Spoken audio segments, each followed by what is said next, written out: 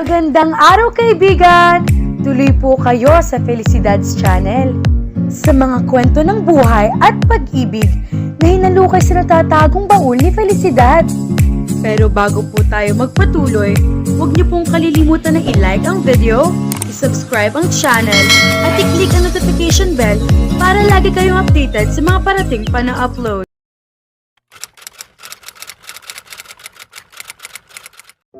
Excited ang lahat kasama si Pamela sa naisip na suggestion ni Antoinette.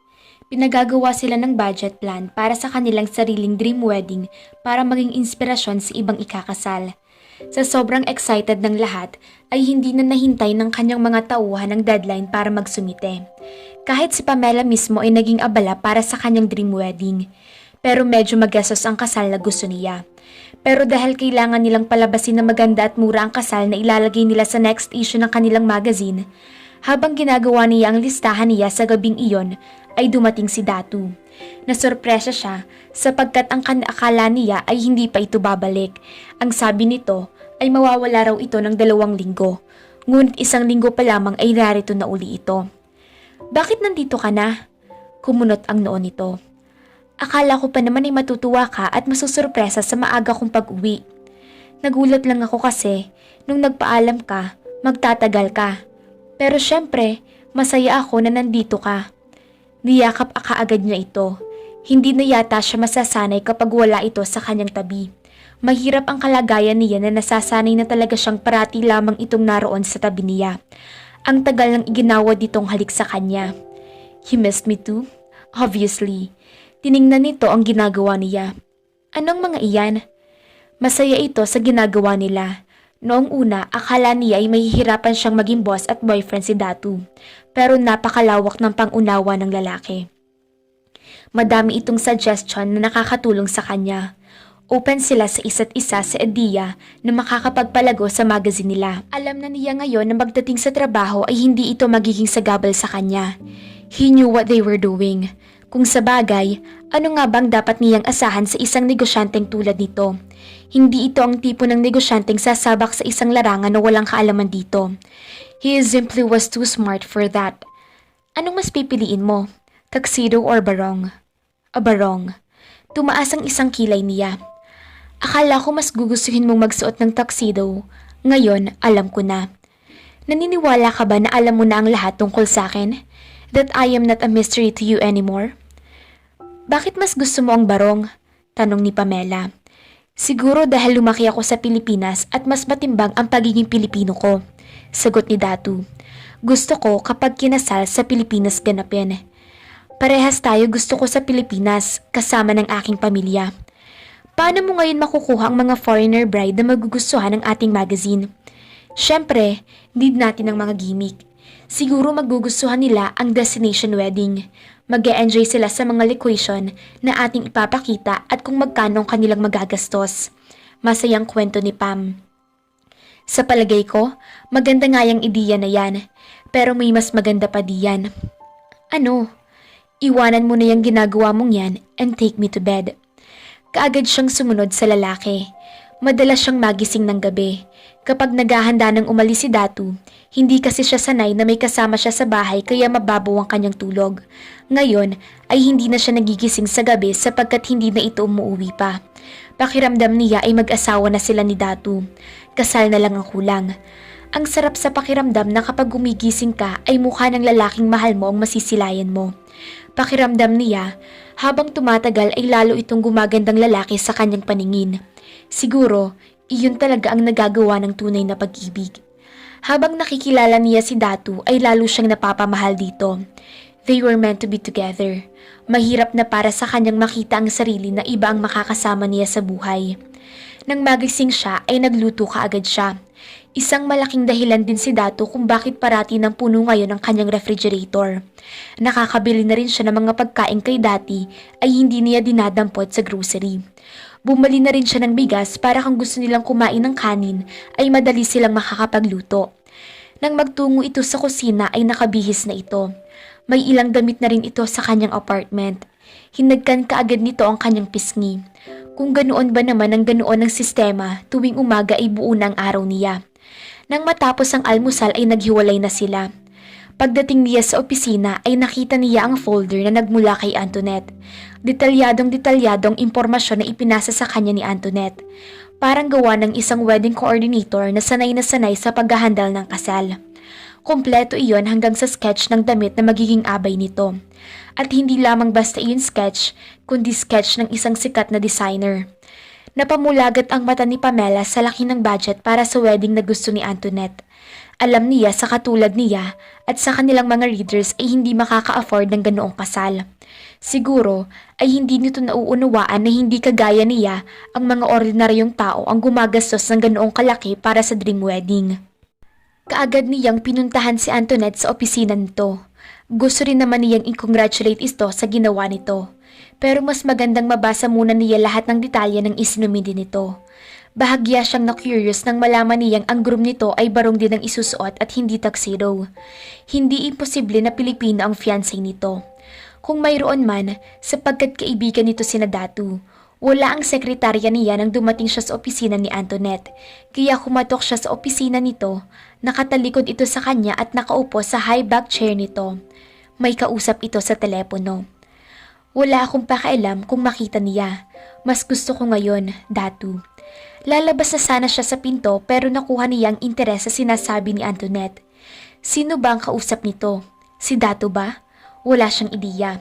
Hindi siya chismosa pero ayaw niyang umalis. Malakas ang kabog ng kanyang dibdib. Okay, magpapanggap akong walang alam. Iyan ba ang gusto mong mangyari? Bye honey. Wait, tumawag nga pala ang lolo mo. Itinatanong niya bakit masyadong matagal. Okay, bye-bye. Ayaw sana niyang makita nito na naroon siya pero hindi na niya magawang umalis nang hindi nito nalalaman. Gusto din niyang malaman kung sino ang kausap nito. Ilang lalaki ba ang may pangalang Datu na kakilala nila? O baka masyado lang siyang napaparanoid? Mahirap lang kasing iwasan. Una ay barong. Ngayon ay ang pakikipag-usap nito sa telepono. But she decided to be smart about the whole thing. Alam niya kung saan siya nakalugar sa buhay ni Datu. Hindi niya alam kung naglalaro o pinaglalaroan lamang siya ni Datu. Isa pa, kung ganoon nga at tamang hinala niya, itinatago sa kanya ni Datu ang babaeng ito, ay anong klase namang babae si Antoinette upang pumayag. Alam nito at alam ng buong staff ng publication na nobyo niya si Datu.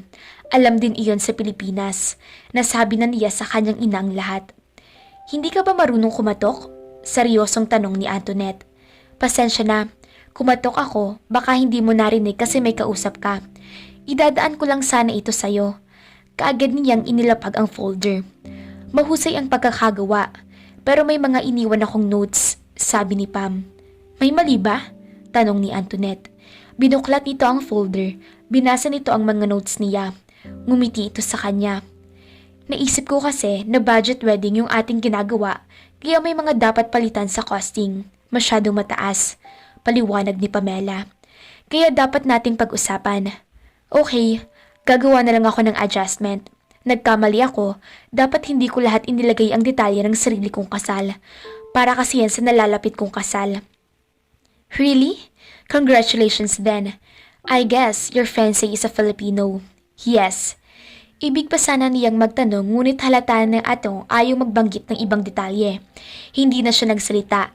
Pagkatapos tanungan ay ito'y umalis at lumabas na ng opisina. Nabuhay na naman ang mga pagdududa niya ngunit sinaway niya ang kanyang sarili. Imposibleng si Datu ang husband-to-be nito. It was just impossible. We're okay ate. Okay, anong ibig mong sabihin? Nanlilikaw ba sa'yo si Marky? Tanong ni Pamela kay Patricia. Natatawagan na niya ang kanyang ina. May cell site na daw sa lugar nila. Kaya kaagad siyang nagpapadala ng pambili ng phone at nakausap nga niya ang kanyang ina nung isang araw. Ibinalita nito na tumigil na raw si Patricia. Mas mabuti nga rin daw at nasasayang lang ang perang kanyang ipinapadala dahil hindi naman daw nito maintindihan kung anong kurso ang nais nitong tapusin. Hindi rin naman daw umuwi sa kanila si Patricia at naglagi na lamang sa Maynila. Nagulat na lamang daw sila nang biglang umuwi ang kapatid at halos makatira-tira sa mansyon, sa bagong mansyon. Hindi iyon may ilihim sa kanya ang dahil madami ang tsismosa sa kanilang lugar. Hindi naman sa pinagbabawalan niya si Patricia na makipagrelasyon sa kapatid ni Datu, ngunit hindi maganda na ito pa ang nagtutungo sa bagong mansyon. Hindi maganda ang dating sa kanya ng sinasabi ng kanyang ina sapagkat ang lumalabas ay parang si Patricia ang paragay na kasunod kay Marky. Nahihiya siya sa ginagawa ng kanyang kapatid, kahit wala namang inuulit sa kanya si Datu tungkol kay Patricia. Hindi na niya hihintayin ang araw na kausapin siya ni Datu tungkol sa kanyang kapatid. Nandiligaw? Ate, uso pa ba yun ngayon? Patricia, napabuntong hininga siya. Huwag kang mag-alala, hindi ka mapapahiya sa akin. Alam ko naman na kaya ka lang tumawag ay para malaman kung hindi kita ipapahiya kay Datu. Diskarte iko ito. Hindi ka sangkot dito. Iyon ang ayaw niya rito. Diskarte ang tawag nito sa ginagawa nito. May pakiwari siyang wala talagang gusto ito kay Marky. Gusto lamang nito ang nakikita nitong magandang kinabukasan na maiidulot dito ng lalaki. Nag-aalala siya para dito dahil bata pa ito. Hindi pa nito alam ang laro ng buhay. Hindi yun ang iniisip ko. Os? Totoo, Patricia. Baka naiinip ka na sa pag-asenso. Pero ano? Mangangako ka na naman. Nagtataka lang naman ako, ate. Hindi naman ako tanga. Alam kong napakalaki ng sweldo mo riyan, pero kung magpadala ka rito kina nanay, barya lang.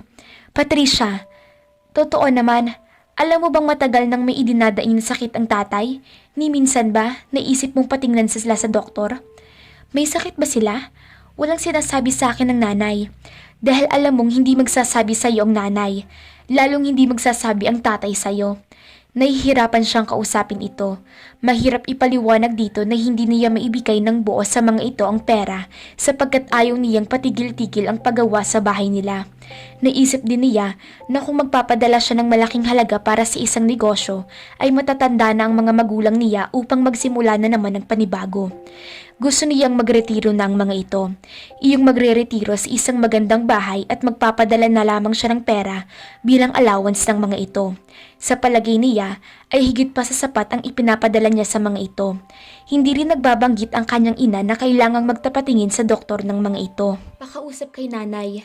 Maya-maya ay narinig na niya ang tinig ng kanyang ina. Tinanong niya ito kung totoong sinabi ng kanyang kapatid. May idinadaing nga ang tatay mo. Pero hindi naman malala, anak. Ayaw na ayaw kong nag-aalala ka riyan dahil ikaw ay nag-iisa riyan. Kami ang marami rito. Maayos ang kalagayan namin dito. Huwag kang masyadong magpapaniwala sa kapatid mo. Siya ang walang alam sa amin. Hindi siya madalas dito. Pero sana ay nabanggit ninyo. Gusto ko po sanang magpatingin ng tatay sa doktor. Magpapadala po ako bukas sa bukas din. At sana po mabalitaan ninyo ako agad tungkol sa kalagayan niya. Siya, makakaasa ka anak. Nagpaalam na siya rito. Parang sumakit ang ulo niya noong dumating si Datu.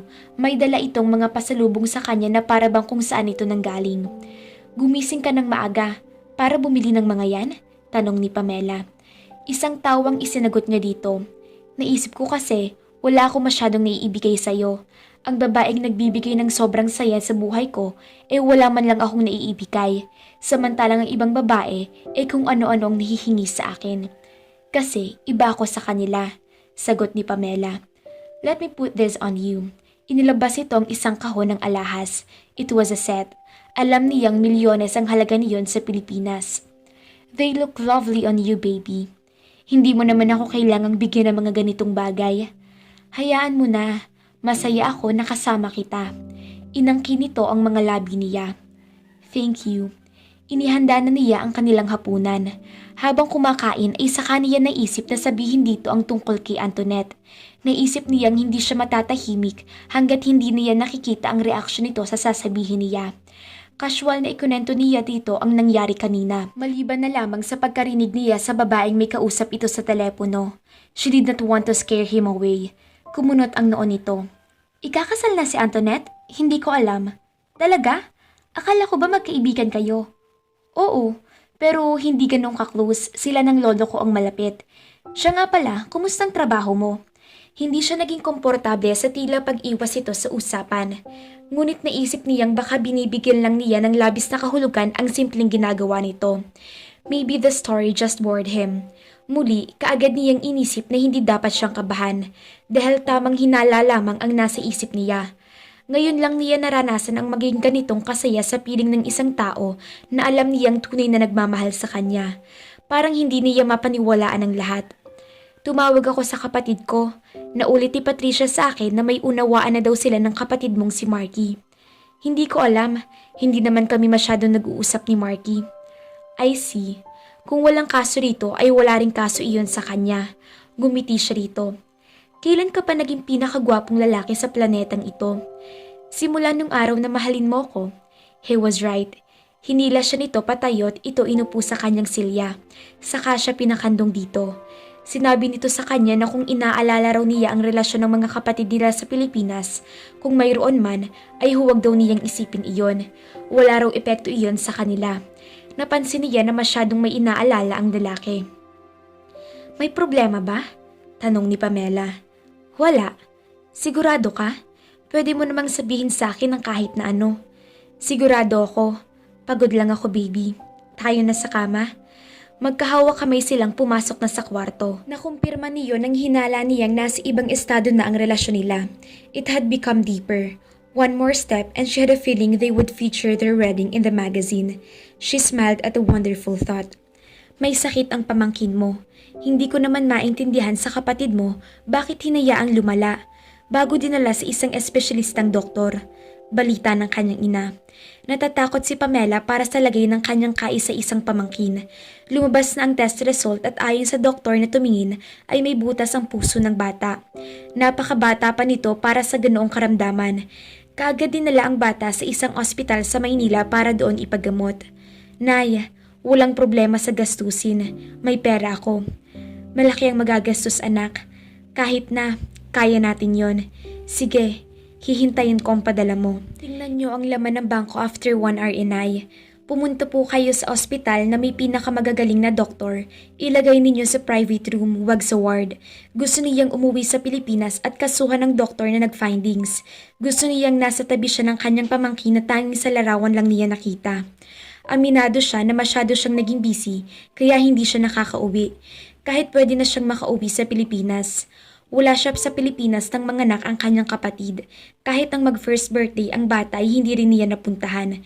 Pero siya ang nagpadala ng gastusin para sa birthday ng bata. Ayaw niyang sa kanya rin umasang asawa nito kaya hindi ganoon kadalas ang pagpapadala niya. Parang nakokonsensya siya, maayos ang buhay niya pero ang kanyang pamilya ay hindi niya madamayan emotionally. Ngunit hindi rin niya makauwi ngayon sa Pilipinas dahil deadline ng magazine release nila. Nagtungo kaagad siya sa bangko at nagpadala ng malaking halaga. Pagkalipas ng 1 oras ay tumawag na sa kanya ang nanay niya at sinabing nakuha na nito ang pera. Marami pa raw ang pagsusuling gagawin sa pamangkin niya. Bagaman ooperahan ito ay kailangang mauna muna siguro ng doktor na kaya na ng katawan nito. Baka raw matagalan iyon sapagkat may hina ang katawan ng pamangkin niya. Kung ano po ang nararapat para gumaling ang pamangkin ko, gagawin natin. Hayaan na nating magtagal sa ospital para maalagaan ng mabuti.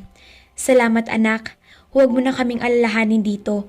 Kami na ang bahala sa pamangkin mo. May awa ang Diyos, makakarausin tayo sa pagsubok na ito. Hindi tayo pababayaan ng nasa itaas. Babalitaan kita kung ano ang mangyayari. Wika ng kanyang ina at saka na maalam. Kahit nag-aalala, nag-focus siya sa kanyang trabaho. Hindi niya pwedeng pabayaan ang tambak niyang gawain. Isang tawag mula sa kasintahan ng kanyang natanggap kaya nabawasan ang nararamdamang pag-aalala para sa pamangkin. Nag-offer ito ng financial na tulong, bagay na kanyang tinanggihan. Wala pa namang problema sa pera. Magsasabi ako sa iyo kapag kinapos na kami sa gastusin. Wika ni Pamela. Baka may maiitulong pa ako, sabihin mo lang. Wala na. Masyado lang ako nagwo-worry para sa pamangkin ko. Take the day off. Hindi pwede. Madami akong dapat tapusin. Who cares? I'm the boss. I can tell you to take the day off. Kahit na umuwi siya, wala din naman siyang gagawin sa apartment. Lalo siyang mag-iisip at mag-aalala sa kanyang pamangkin. Mas mabuti pang tapusin na lang niya ang trabaho niya para malibang ang kanyang isip at nang hindi na masyadong mag-alala. Kaagad niyang sinimulan ng trabaho. Wala pa sila sa kalahati, it was their biggest issue ever. Tinawagan niya si Datu. Pupunta ka ba dito sa bahay? Tanong ni Pamela. Hindi, may meeting ako kasama si Lolo. Pero bukas ng gabi, andyan ako. Dumaan siya saglit sa grocery at may binili siya na isasahog niya sa kanyang lulutuing sinigang nang makasalubong niya si Mr. Austria. Simula ng araw na patalsikin siya nito sa kanyang trabaho, ngayon lang ulit sila nakita. Hindi niya inakala na magkikita silang muli. "Kumusta, Pamela?" tanong ni Mr. Austria. "Mr. Austria?"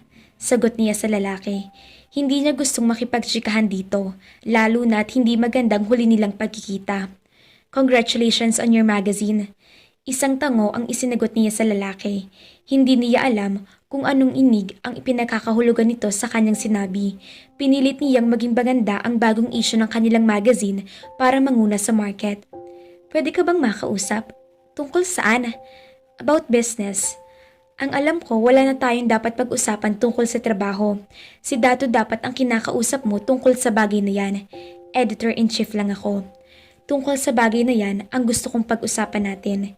Hindi ngayon, madami akong trabaho na dapat tapusin. Siguro tatawagan na lang kita." Tinanguan na lamang niya si Mr. Austria.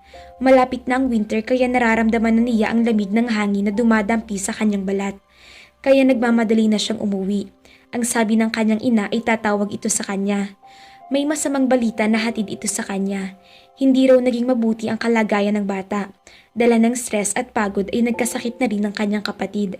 Ang bayaw niya ay nag-aasikaso sa mag-ina. Ang isa pang kapatid niya ay hindi makaliban sa eskwela. Ang isa pa ay hindi naman makauwi dahil nasa Cebu ito at doon nagtatrabaho. Punuan daw ang mga eroplano. Baka sa ika-4 na araw pa bago ito makarating sa Maynila. Si Patricia Punay, kasama ba siya ng tatay? Hindi ko nga mahagilap ang isang yon. Tinatawagan ko pero patay ang cellphone. Nakakadagdag sa aking isipin iyang si Patricia. Diyos ko, sino pong kasama ng tatay? Wala. Nag-aalala na nga rin ako sa kanya dahil nang iwan ko'y masama rin na pakiramdam. Paano na po iyan? Uuwi muna ako sa atin. Mag-van na po kayo pa uwi. Wala na po kasing kahit anong mahal pang ibayad nyo. Magpapadala po ulit ako ng pera. Salamat anak. Kailangan din talaga dahil ang kapatid mo'y na-admit na. Alalang-alala siya. Sana andoon si Dato kasama niya para makimakausap siya. Hindi siya dalawin ng antok kaya sinimula niyang gawin ang trabahong kanyang iniuwi. Nagulat siya nang biglang bumukas ang pinto. It was Dato. May susi na ito ng apartment niya. Sinalubong niya ito at kaagad siya niyakap nito. Anong problema, baby? Tanong nito. Sinabi niya dito ang problema. Nagsuhestyon itong magbakasyon muna siya sa Pilipinas. Ganoon na nga sana ang gagawin niya kaya lamang ay ayaw niyang maiwang nakatiwangwang ang trabaho. 1 linggo na lamang at pwede na siyang makauwi sa kanila. 1 week. Are you sure? Yes, I am sure. Alright. Sinamahan siya nito sa silid. Magpahinga ka na muna. Babantayan kita habang natutulog ka. Isang halik sa noo ang ibinigay nito sa kanya.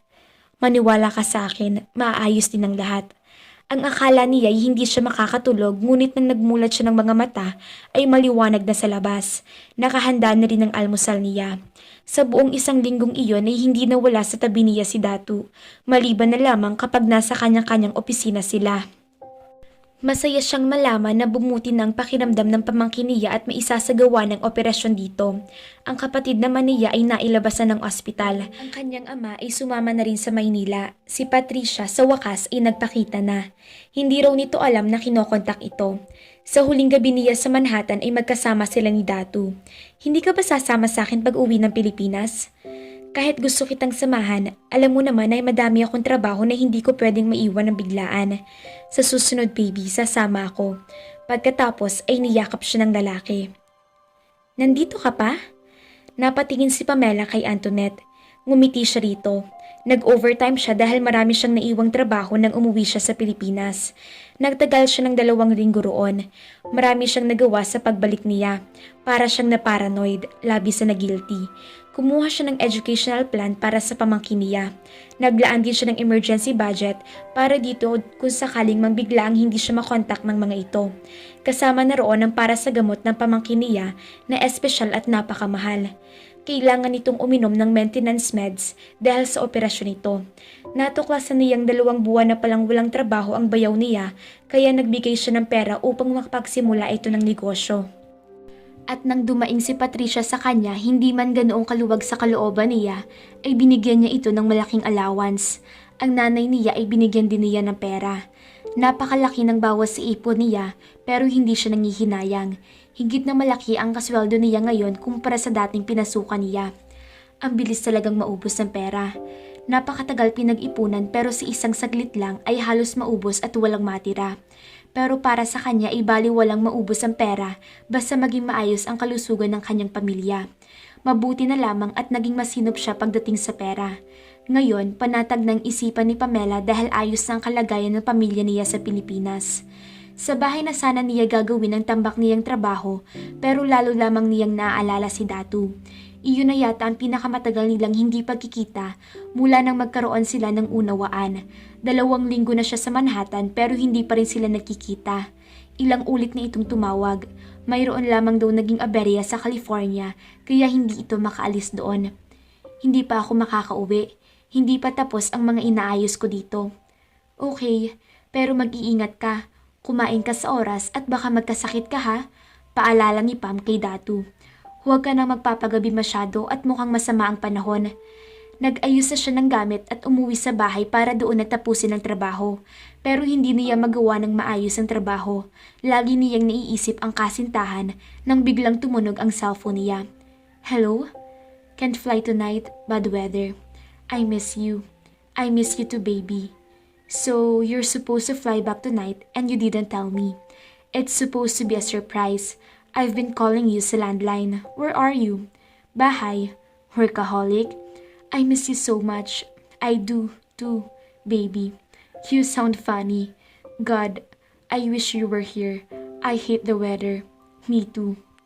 Ganoon ang naging takbo ng usapan nila. Inabot din sila ng ilang oras sa pag-uusap. Pareho silang panayang reklamo. Alam na nito ang kwento ng pagbakasyon niya sa Pilipinas. Kahit noong nasa Pilipinas pa siya, ipanay na ang tawag dito sa kanya. Parang bahagi na ito ng kanyang pamilya kung mag-alala ito. Wala na siyang mahanap na lalaki na katulad ni Datu. Alam niya na ang lalaki na ang gusto niyang makasama hanggang sa kanyang pagtanda. Maaga siyang bumalik sa opisina. Nakaharap siya sa computer nang bigla siyang matigilan. Gusto niyang magbago ang takbo ng kanyang buhay kasama si Datu as soon as possible. God, I love him so much. Naisip niyan sa labas kumain ng tanghalian. Sa mall malapit sa kanyang opisina siya nagtungo. Nag-order lang siya ng burger para sa kanyang pananghalian.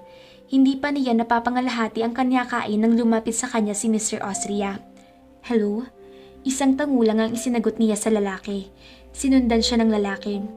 I guess you're free to talk now, sabi ni Mr. Austria. Nagkibit balikat siya. Mas magandang sabihin na nito ang lahat ng ibig nito. Nang patalsikin kita sa trabaho mo sa kumpanya ko, nagalit ang tatay ko, sabi ni Mr. Austria. Siguro naisip ng tatay mo na hindi ka marunong mag-isip. Kahit matagal nang nangyari, natuwa siya sa narinig na sinabi ng lalaking kaharap niya. I want you to work for us again. What? Labis na ikinabigla niya ang sinabi nito. Gusto kong bumalik ka ulit sa kumpanya namin bilang editor-in-chief. Magre-resign na si Marife. Pinatitigil na siya ng kanyang asawa. Matagal na siyang nagpapaalam at pinayagan ko na.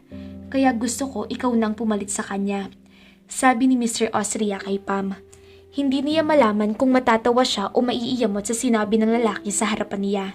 Pagkatapos siyang mura-murahin, patalsikin sa trabaho ng walang basihan sa binibintang sa kanya, andito siya ngayon at sinasabing bumalik sa trabaho.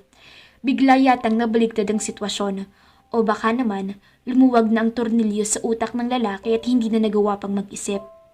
Ano na ang nangyari sa ibinibingtan mo sa akin na isa akong traidor at walang gagawing magaling sa kumpanya mo?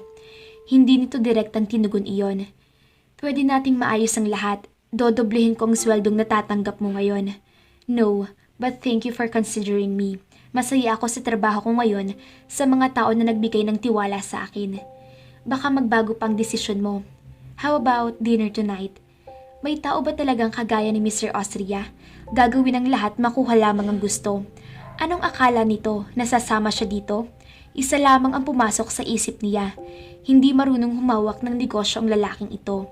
Hindi na siya magugulat kung isang araw ay sarado ng kumpanyang kahit tagal niyang pinagsilbihan. Sayang ang panahon ng pangangalaga ng ama nito sa isang ilap ay biglang maglalaho.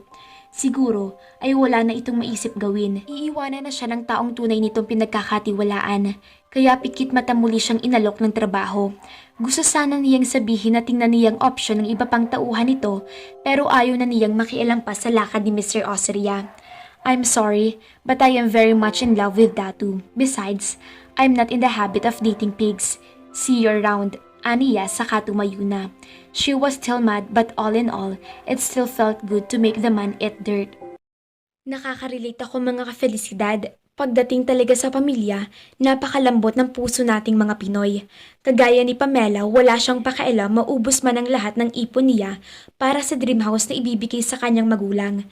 Pero dumating ang point na kailangan niyang kuhanin para sa may sakit niyang mahal sa buhay. Kung bakit baga naman nagkasabay-sabay. Pero ang mahalaga, maubos man ang pera ay maayos ang kalusugan. Pero maiba tayo. Kinakabahan ako dito kay Antoinette. Ano ba talaga ito sa buhay ni Datu? Pero mukhang mahal naman ni Datu si Pamela. Pero hindi pa rin mawala-wala ang kaba ko na baka may inililihim si Datu sa ating bida. Abangan pa natin ang kapanapanabik na pakikipagsapalaran sa buhay ng ating mga bida. Abangan! Magandang buhay po mga ka-felicidad! Pakitulungan din po ang Rosalinda Channel, kagaya po ng suporta ninyo sa Felicidad. Hinihingi po namin na makikilambing din po ng like, subscribe, and watch kay Rosalinda na anak ni Felicidad. Maraming salamat po. Keep safe and God bless po sa ating lahat.